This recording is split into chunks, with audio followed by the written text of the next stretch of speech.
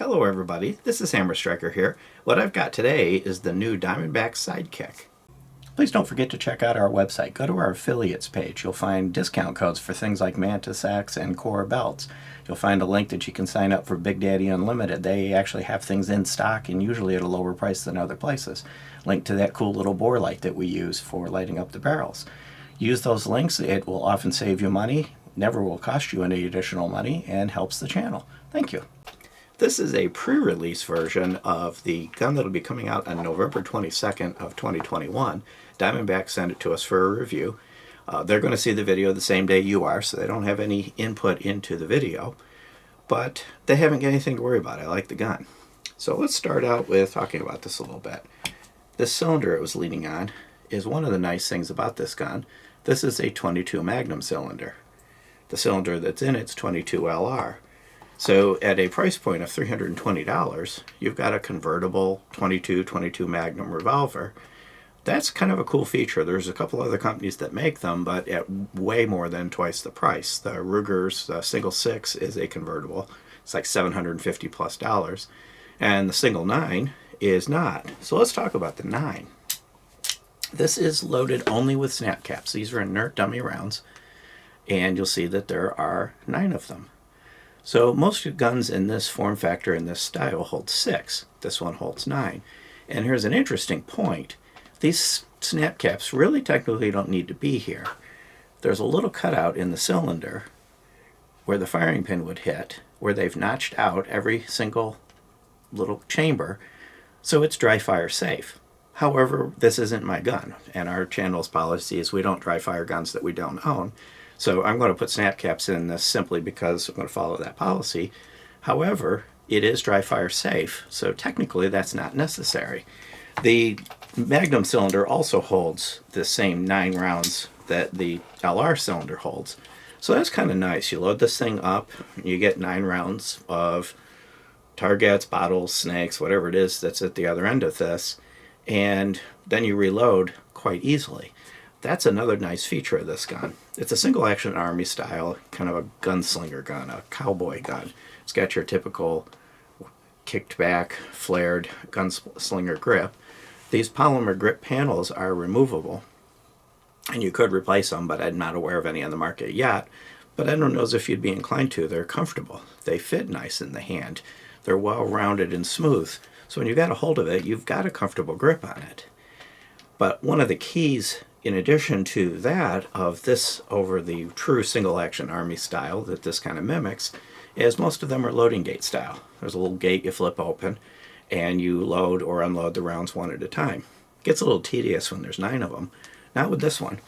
You pull what would actually be the ejection rod. On a single-action gun with a loading gate, you would use this rod and you'd press it forward towards the cylinder to eject rounds one at a time. But in this gun, you push it away from the cylinder, and it releases the cylinder, which flips out, which now allows you to load it like a conventional flip-out revolver. Then, technically, all you need to do is just flip it back in. It'll push back into place. But you also could release the tension just a little bit with this, so that you don't scratch up this area around the loading gate. It is a black Cerakote finish on an alloy frame. The Cerakote is really well done. When I first got this and first looked at it, I thought it was nitrided. It's that smooth and that well done. Some of what you're seeing here is just oil reflecting off of the studio lights. But overall, it's a nice finish.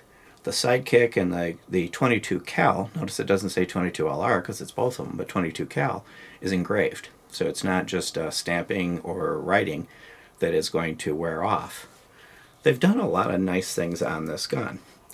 As far as the trigger goes, it's a DASA, which is also unusual for this style. Most of these are single action. You cock them back, and you have a short, very smooth, probably around the 3.5 to 4 pound range trigger, and really easy to stay on target. Or you can do it the hard way. Now, when you do it the hard way, there's a little bit of take up to a little bit of stacking, and then it pulls through, and it's relatively smooth, but it's over 12 pounds. It maxes out my gauge. Now, when I pull it with my finger, it doesn't really feel that way because it is nice and smooth, but the double action is a little heavier.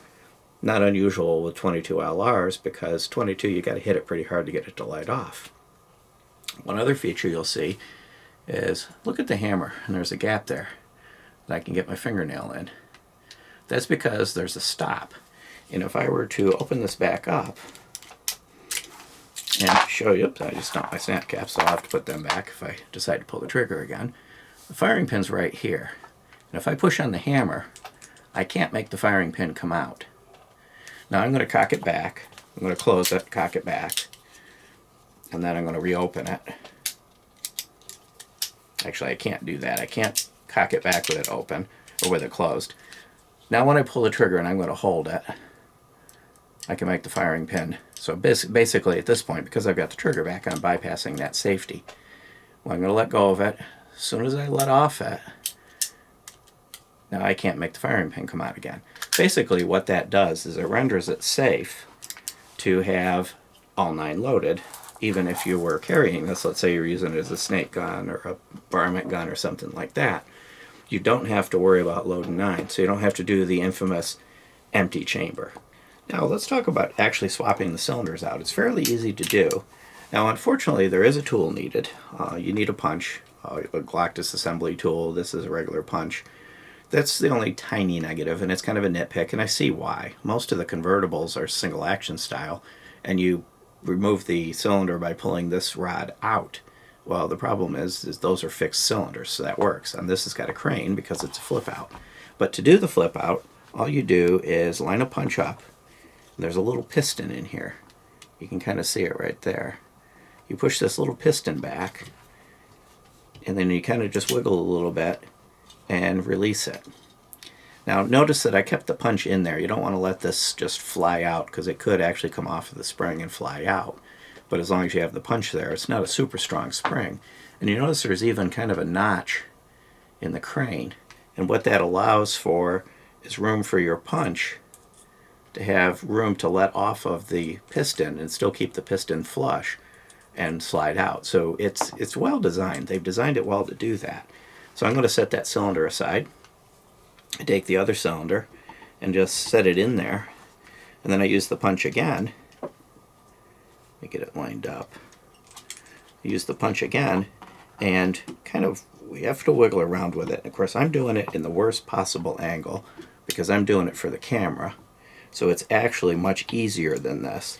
But if I had it lined up easily, if I had it turned towards me where I could see it, it would just pop in. And I'm going to do that because it really is easy. It's just hard to do it with it turned. It was that easy, but I had to turn it where I probably had parts of me in the way.